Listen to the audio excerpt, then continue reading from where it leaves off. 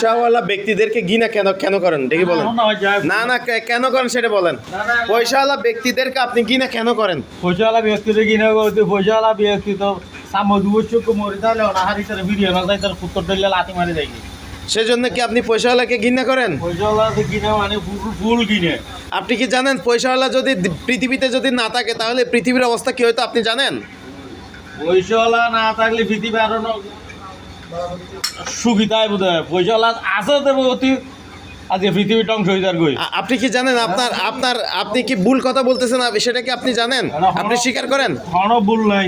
ভুল নাই। তাহলে পয়সাওয়ালা ব্যক্তিদের কারণে আজকে দেশ ধ্বংস হচ্ছে। আপনার মন্তব্য কি এটাই?